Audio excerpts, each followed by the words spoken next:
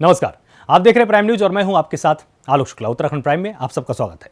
CM Tirath Singh Rawat ने छावनी परिषद में अत्याधुनिक सुविधाओं से लैस पुनर्निर्मित कंटेनमेंट जनरल हॉस्पिटल का शुभारंभ किया। इस हॉस्पिटल में 150 ऑक्सीजन बेड की व्यवस्था है। इसमें 10 बेड में आईसीयू और 11 वेंटिलेटर की व्यवस्था भी है। इस अस्पताल का पुनर्निर्माण केवल 45 दिन में किया गया है। सीएम ने कहा कि कोविड की तीसरी संभावित लहर के मद्देनजर राज्य में सभी तैयारियां की गई हैं। राज्य में ऑक्सीजन बेड, आईसीयू, वेंटिलेटर आदि की पर्याप्त व्यवस्था है।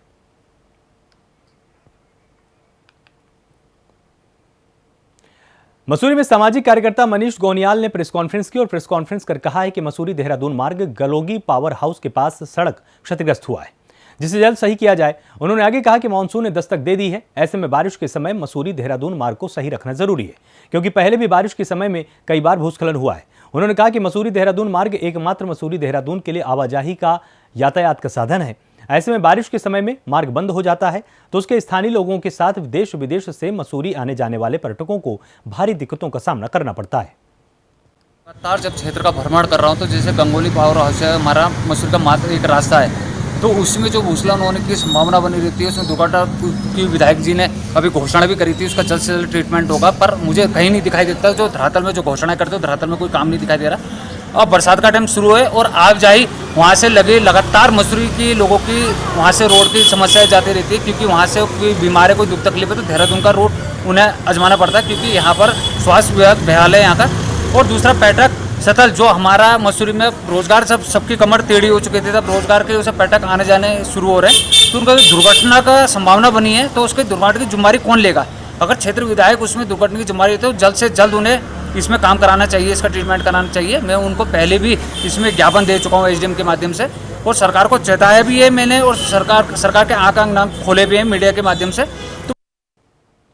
अल्मोड़ा में सल्ट विधायक महेश जीना ने स्यालदे ब्लॉक का निरीक्षण किया और अधिकारियों के साथ समीक्षा बैठक की। बैठक में विकास खंड से संबंधित कई विकास कार्यों को लेकर चर्चा हुई। इसमें मुख्यतः राशन कार्ड को ऑनलाइन करने, यूनिट अंकित करने के निर्देश दिए गए। साथ ही जनता को समय पर सरकारी गल्ला उपलब्ध कराने के विषय में चर्चा हुई और विभागीय अधिकारियों को सख्त निर्देश दिए गए कि इन मुद्दों पर ग्रामवासियों से शिकायत नहीं आनी चाहिए।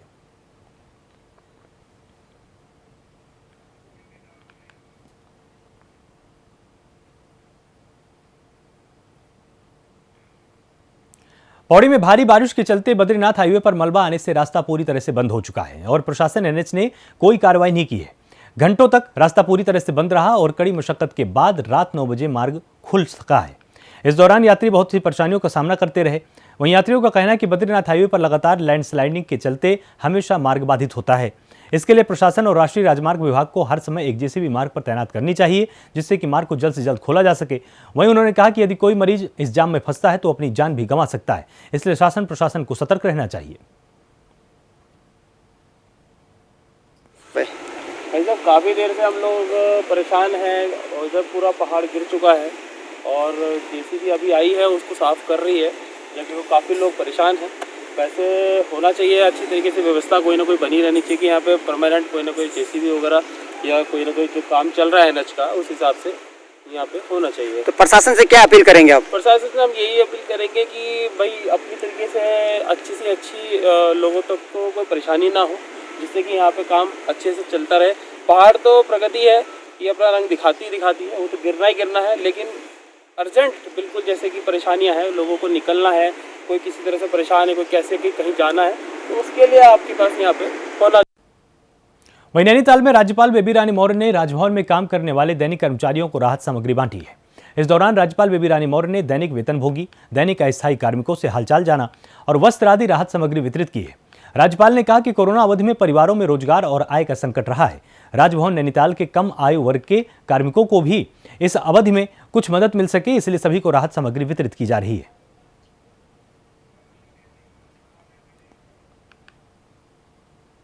अनलॉक के साथ ही भारतीय जनता पार्टी ने अपने कार्यक्रमों को तेज कर दिया है। आने वाले 19 जून को होने वाली कार्य समिति की बैठक से पहले पार्टी ने 12 अलग अलग कार्यक्रम तय किए हैं। इसमें पीएम का संबोधन, हरेला दिवस, श्यामा प्रसाद मुखर्जी का बलिदान दिवस शामिल है। 28 और 29 जून को 2 दिवसीय चिंतन शिविर भी होना है। बीजेपी प्रदेश अध्यक्ष मदन कौशिक ने वर्चुअल बैठक का आयोजन कर कार्यकर्ताओं और पदाधिकारियों को जिम्मेदारी सौंपी है। 19 तारीख को कार्य समिति की बैठक है, 27, 28, 29 हमारी चिंतन बैठक है, जहां हम पूरा रोड मैप तैयार करेंगे आने वाले दिनों का। वहीं दूसरी ओर 12 तरह के कार्यक्रम हैं, कुछ वर्चुअल हैं। जैसे जैसे हम लोग होगा, अगर फिजिकल की आवश्यकता हुई तो फिजिकल भी करेंगे, लेकिन कार्यक्रम और कार्यक्रम के संयोजक सह संयोजक हमने सारे तय कर दिए हैं। आज हमने जिला स्तर की सारी बैठकों में इस कार्यक्रमों की घोषणा भी की है।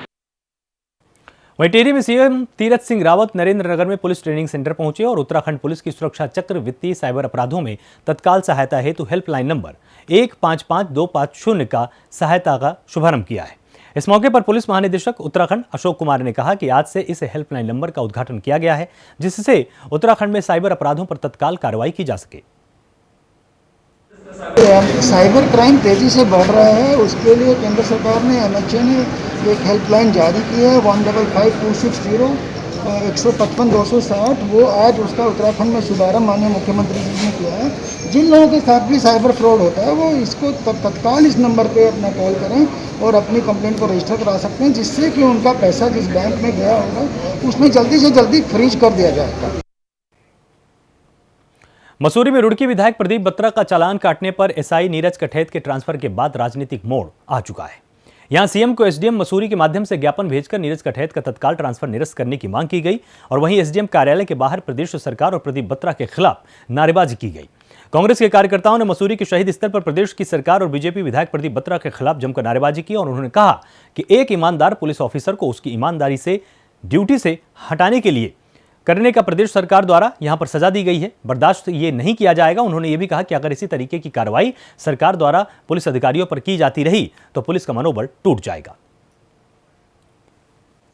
देखिए, पुलिस विभाग खासकर उत्तराखंड की पुलिस मित्र पुलिस है और हमेशा ही अच्छा कार्य करती आई है, लेकिन इस समय जरूरी है विधायकों को समझना, हमारे प्रदेश के नेताओं को समझना कि किस प्रकार से वो पुलिस की कार्रवाई को ठीक प्रकार का अंजाम दे सके। अगर वो खुद ही, अगर हमारे जो नेता हैं, प्रदेश के नेता विधायक हैं, अगर वो खुद ही स्वयं रूप से पुलिस के कार्यशैली में दखलंदाजी करेंगे तो हर हाल में पुलिस का मनोबल टूटेगा, पुलिस अपने आप को हारा हुआ मानेगी और इसका परिणाम जनता को और पूरे प्रदेश की शांति व्यवस्था को उठाना पड़ेगा। बत्रा जी के बारे में जो वहाँ पे खड़े लोग थे उनके बारे से उनसे भी संज्ञान लिया गया। उन्होंने भी यही बताया कि माननीय विधायक प्रदीप बत्रा जी ने अपना मास्क नहीं पहना हुआ था। वह खबर रुड़की से है। सरकार ने सोने की ज्वेलरी पर हॉल मार्किंग अनिवार्य करने का फैसला दिया था और सर्राफा कारोबारियों ने कोरोना काल में हॉल मार्किंग को और आगे बढ़ाने की अपील भी की थी। हॉल मार्किंग अनिवार्य होने से सोना खरीदते समय उसकी शुद्धता को लेकर संदेश नहीं रह जाएगा। अभी तक ज्वेलरी पर हॉल मार्किंग अनिवार्य नहीं थी। हॉल मार्किंग अनिवार्य होने के साथ ही ग्राहकों के साथ धोखाधड़ी की आशंका नहीं रह जाएगी। सोने की 14 कैरेट, 18 कैरेट और 22 कैरेट ज्वेलरी पर 15 जून से हॉल मार्किंग अनिवार्य होगी। बिना हॉल मार्किंग के आप सोने की कोई भी ज्वेलरी नहीं ले पाएंगे। ये जो हॉलमार्किंग जो गवर्नमेंट ने मैंडेटरी करी है, ये 15 तारीख तक इसका लास्ट टाइम था। इसमें कुछ दुकानदारों को छूट भी गई है, जो 40 लाख से जिनका टर्नओवर नीचे है उनको एग्जेम्प्ट कर दिया गवर्नमेंट ने। लेकिन इसका कहीं ना कहीं ग्राहक को फ़ायदा भी है और नुकसान भी है। फ़ायदा इन द सेंस ये है कि अब दुकानदार चाहकर भी बेईमाना ग्राहक के साथ नहीं कर सकता। जैसे पहले कुछ लोग 70% 72% की ज्वेलरी को 23 कैरेट लिखकर ग्राहक को दे दिया करते थे। अब ग्राहक को तो ये पता था कि 23 कैरेट, जबकि 23 कैरेट की ज्वेलरी में 96% बैठते हैं और वो 70-72% की ज्वेलरी पे 23 कैरेट लिखकर दे देते था। वहीं खबर चमोली से है, जहां जिला अस्पताल गोपेश्वर में कोविड में अपनी अहम भूमिका निभाने वाले नर्सिंग स्टाफ और सफाई कर्मचारियों को बद्रीनाथ विधायक महेंद्र भट्ट ने सम्मानित किया है। बद्रीनाथ विधायक ने कहा कि कोविड काल में नर्सिंग स्टाफ और सफाई कर्मचारियों ने कोविड संक्रमण को रोकने के लिए अहम जिम्मेदारी निभाई है। उनके उत्साहवर्धन के लिए आज जिला चिकित्सालय गोपेश्वर में उनके सम्मान में एक समारोह का आयोजन किया गया। वहीं सम्मान पाकर कोरोना कर्मचारी काफी उत्साहित नजर आए। उन्होंने कहा कि इस तरह के प्रोत्साहन को भी ड्यूटी में दिन रात लगे कर्मचारियों को प्रोत्साहन मिलेगा, साथ ही उनका मनोबल बढ़ता है। ये समझता है कि कोरोना महामारी को कंट्रोल करने में सबसे ज़्यादा महत्वपूर्ण भूमिका है हमारे नर्सिंग स्टाफ की। इसके अलावा चाहे 108 का ड्राइवर हो, चाहे आपका एम्बुलेंस का ड्राइवर हो, इन लोगों का उत्साहवर्धन हो। उसके लिए मैंने सोचा कि मैं अपनी ओर से कुछ ना कुछ के ऊपर, बहुत कुछ हम दे नहीं सकते क्योंकि आज की तारीख में इन सबको भगवान का स्वरूप बताया गया है। बहुत कुछ देने की स्थिति है कि जो भी मुझसे बन पड़ता है एक उनके उत्साहवर्धन के लिए और उनका जो कोरोना में जो उनका योगदान है उसको और प्रोत्साहन करने के लिए, क्योंकि भविष्य में और हमको उनकी आवश्यकता रहेगी। इस दृष्टि से मेरी ओर से उनके सम्मान का कार्यक्रम यहाँ पर आया। रुड़की में चैन स्नैचिंग की घटना का खुलासा करते हुए पुलिस ने एक आरोपी को गिरफ्तार किया है। आपको बता दें कि पिछले काफी समय से रुड़की क्षेत्र में होती आ रही चैन स्नैचिंग की घटनाओं को रोकने के लिए पुलिस लगातार अभियान चला रही है और जगह जगह सीसीटीवी कैमरे लगाने का काम किया जा रहा है। दरअसल कुछ दिन पहले जादूगर रोड पर एक युवक महिला के गले से चैन तोड़कर फरार हो गया था और पूरी घटना सीसीटीवी कैमरे में कैद हो गई थी। इसके आधार पर पुलिस ने आज चैन स्नैचिंग के आरोपी को पकड़ा है और आरोपी उत्तर प्रदेश के सहारनपुर का रहने वाला है। आरोपी को जेल भेजने की तैयारी चल रही है। तो एक घटना जादूगर रोड में चैन स्नैचिंग की हुई थी, जो अर्ली मॉर्निंग में एक लेडी जो इवनिंग मॉर्निंग वॉक में जो निकली थी, उसके साथ एक आदमी के द्वारा चैन स्नैचिंग की घटना की गई थी, क्योंकि मामला एकदम से अज्ञात में था। और तो पुलिस में सीओ रुड़की और इंस्पेक्टर रुड़की ने जो इनकी टीम थी, इनके द्वारा लगातार इसमें प्रयास किए जा रहे थे और कल 16 तारीख को जो इसमें मेन मुलजिम था उसकी अरेस्टिंग की गई है और ये व्यक्ति सहारनपुर का रहने वाला है मुद्दई, इस पर पूर्व में भी मुकदमे हैं। इसके द्वारा जो लूटी गई चेन है वो भी बरामद की गई है और कुछ और घटनाओं का भी इसमें हमें और भी पता लग रहा है। इसमें और भी हम लोग अभी वर्कआउट कर रहे हैं जो इसके द्वारा घटनाएँ की गई हैं। वहीं खबर जोशीमठ से है, जहां फूलों की घाटी नेशनल पार्क में जैव विविधता और वन्य जीवों की सुरक्षा के लिए नंदा देवी राष्ट्रीय पार्क प्रशासन ने अपनी लंबी गश्त बढ़ा दी है। पार्क में कर्मचारी खतरनाक कुंठखाल टिपरा ग्लेशियर के ऊपर से पेट्रोलिंग कर वन्य जीवों की सुरक्षा कर रहे हैं। गश्ती दल ने बताया कि इस सीजन में पहली बार पार्क कर्मियों ने वन्य जीव तस्करों और दुर्लभ जड़ी बूटियों के तस्करों पर नजर रखने के लिए 13,500 फीट से गश्त किया है। पौड़ी में कोरोना की तीसरी लहर, नवजात बच्चों को बचाने के लिए तैयारियां शुरू हो चुकी है और अभी से नवजात बच्चों की सुरक्षा के लिए प्रभावी कदम भी उठाए जाने लगे। इसके चलते जिला अस्पताल पौड़ी में नवजात बच्चों को न्यूमोकोकल न्यूमोनिया और दिमागी इन्फेक्शन जैसे गंभीर रोगों से बचाने के लिए जिला अस्पताल में पीसीवी टीका सेंटर की शुरुआत की गई।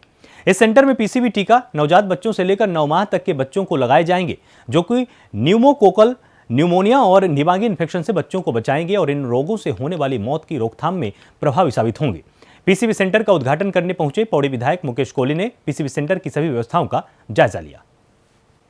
नमूनिया का जो टीकाकरण का है पीवीसी, आज उसका हम लोगों ने यहाँ जिला अस्पताल पौड़ी में शुभारंभ किया है और जैसे कि सीएमओ साहब द्वारा बताया गया है कि 1.5 महीने में, 3.5 महीने में और 9 महीने में ये टीका बच्चों पर लगेगा और जो हमारा बच्चों का टीकाकरण होता है उसी में अब ये टीका भी शामिल हो गया है और इससे जो बच्चों को दिमागी बुखार आता था, बच्चों में निमोनिया की शिकायत होती थी और बुखार और निमोनिया की शिकायत के कारण बच्चों की जो मृत्यु होती थी, इस टीके के लगने से अब इसमें बहुत हद तक और काफी हद तक इसमें रोकथाम होगी। उत्तरकाशी में 2 अलग अलग सड़क हादसों में 4 लोग घायल हो चुके हैं और उत्तरकाशी लमगांव रोड पर एक कार दुर्घटनाग्रस्त हो गई, उसमें सवार 2 भाई घायल हो गए। वहीं यमुनोत्री हाईवे पर बन्नी गार्ड के पास एक पिकअप वाहन खाई में जा गिरी और हादसे में 2 लोग घायल हुए हैं। सभी घायलों को जिला अस्पताल में भर्ती कराया गया है।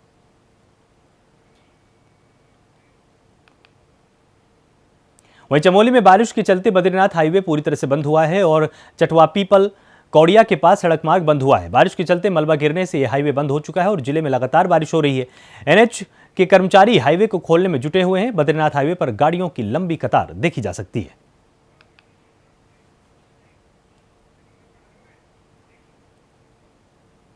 वहीं लगातार संक्रमितों की संख्या कम होती जा रही है। इसके चलते रुड़की में कोरोना कर्फ्यू में राहत देते हुए कुछ दिनों के अंतराल में सभी बाजार खोले जाने का आदेश दिया गया है। गाइडलाइन में 16, 18 और 21 जून को सभी बाजारों को खोले जाने की छूट दी गई है। छूट के बाद बाजारों में भीड़ बढ़ गई है। खरीदारों की भीड़ से व्यापारियों के चेहरे खिल उठे हैं और बाजारों में रौनक भी बढ़ चुकी है। व्यापारियों ने बताया कि कोरोना कर्फ्यू के चलते व्यापारियों को भारी नुकसान से गुजरना पड़ा है। बाजारों को खोलने में मिली छूट के बाद कर्जे में डूबे व्यापारियों को राहत मिली है। व्यापारियों ने सरकार से मांग की है कि इस कोरोना कर्फ्यू को हटा दिया जाए, जिससे कि आर्थिक मंदी से गुजर रहे व्यापारियों को राहत मिल सके।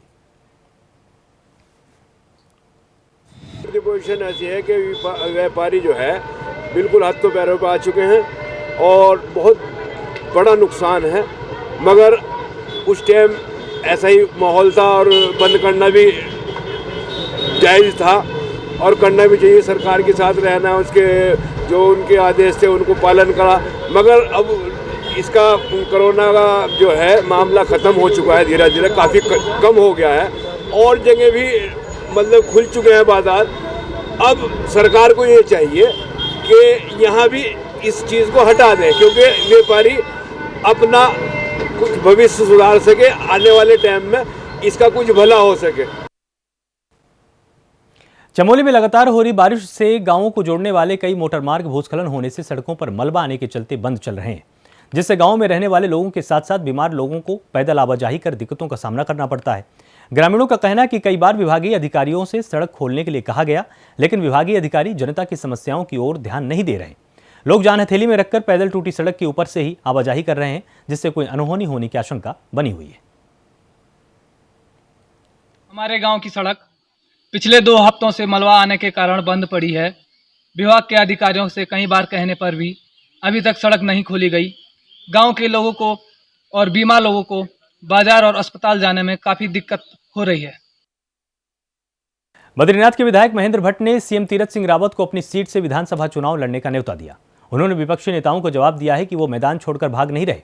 मुख्यमंत्री के प्रतिनिधित्व से बद्रीनाथ विधानसभा क्षेत्र का और ज्यादा विकास हो सकेगा। भट्ट ने यह भी कहा कि उन्हें अपनी सीट का मोह नहीं, क्षेत्र के विकास की चिंता है।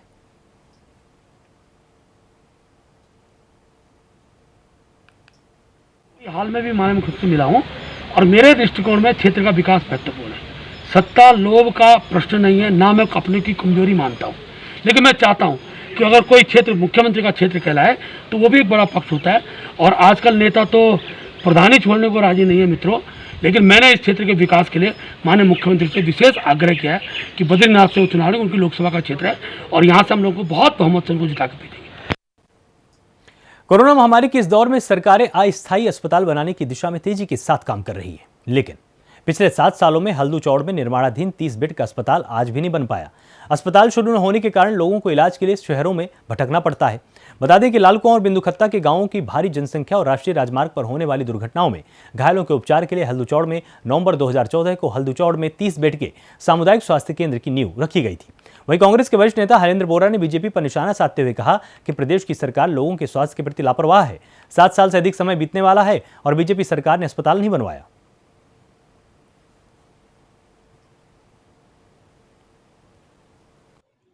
कांग्रेस शासन में जो लालकुआं विधानसभा के हल्दू चौड़ में एक अस्पताल का निर्माण कार्य हुआ है, निर्माण कार्य अधूरा है। मतलब कांग्रेस ने उसमें पैसा दिया और उसमें कांग्रेस के शासनकाल में बहुत सारे कार्य वहाँ पर हुए, लेकिन जब से भारतीय जनता पार्टी की सरकार आई है तब से वहाँ पर कार्य ठप पड़ा है। बहुत ही मंद गति से वहाँ काम हो रहा है और जो है उसमें अभी लोगों ने जो है हमारे जो माननीय विधायक जी हैं लालकुआं के उनके पास भी लोग गए थे, तो उन्होंने ये कहा था कि उसमें कार्यदारी जो संस्था है उस पर जो है मैं मुख्यमंत्री जी से मांग करूंगा कि इस पर ठेकेदार पर जो है मुकदमा दर्ज होना चाहिए।